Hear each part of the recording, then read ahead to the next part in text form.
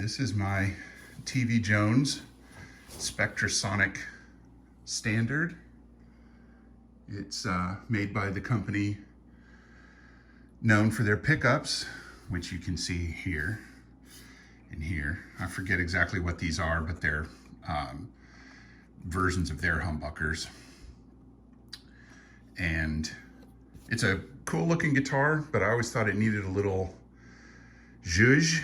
So I reached out to Pickguardian to make me a new pickguard for it, which I thought would do the trick.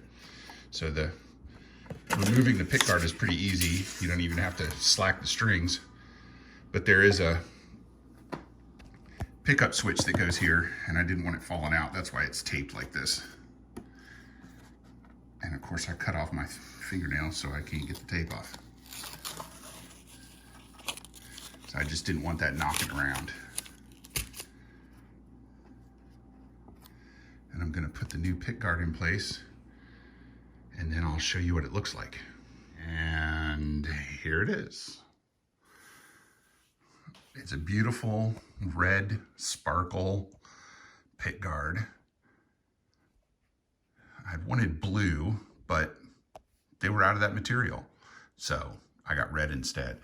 And one thing you can see, well, maybe you can see, the new one is a good bit thicker, taller than the original one. But the only issue I had was there weren't very many threads on the pickup switch to grab with the nut. But as you can see, it works just fine. So there was enough. So luckily the shaft of the switch is tall enough. And so the original one will go into a bag and get stored for the day in case I ever sell this guitar. I didn't even have to detune it.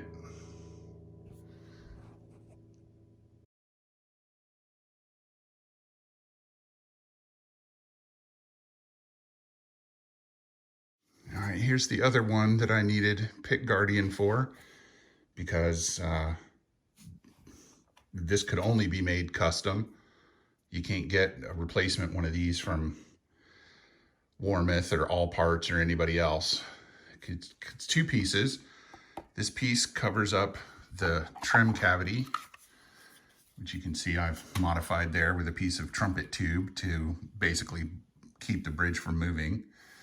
And then the big piece here, so this is the Guild version from the mid-90s. And apparently Brian Mays has the pickup on and off switches and the phase switches mounted on a metal plate that's screwed to the body, where Guild just put them on the pickguard, which made this a little more of a job for the folks at Pickguardian. It's got a giant crack in it. I managed to break it. I don't remember exactly how, but that obviously had to be replaced. So another thing to note is the original has this copper strip to help with the grounding. And the folks at Pickguardian, or the guy, I guess it's one guy, was sure to, he made it much bigger, but that will also do the trick. And it's two different kinds of screws. These are the pickguard screws, and these are the machine screws that go into the on-off switches. Now what I should do, since I have it open, is spray some cleaner in there. So I'm gonna do that before I put everything back together. Now luckily Guild left plenty of slack, but I wanted to double check and make sure that I didn't trap this wire going to the tone pot under any of the edges of the switches, because that would be bad. So they're not quite all tightened down yet. And this is a weird setup where the back knob is actually the volume and the front knob is the tone, which is backwards for most guitars.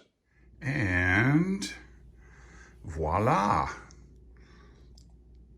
And I went with, you can see here, the thickness on this one is just a tiny, tiny bit more than the original.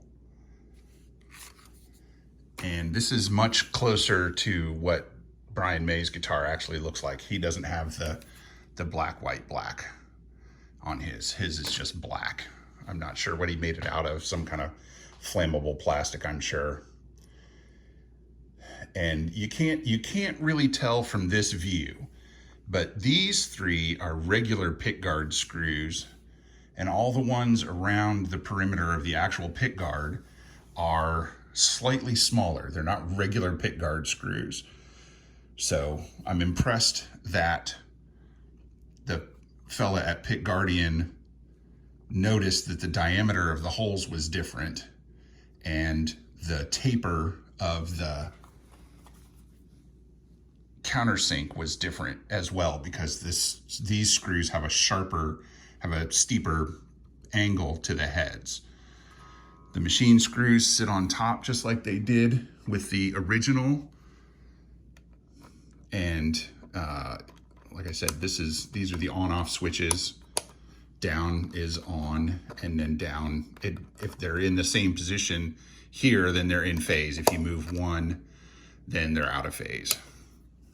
So, and then this is the tone, and this is the volume, and these are set screw knobs. Not exactly what Brian May has on his, but what passed for them in 1993 when they made this guitar. So I want to say thank you very much to Pickguardian. You guys did an amazing job, and it was worth every penny. I really appreciate it.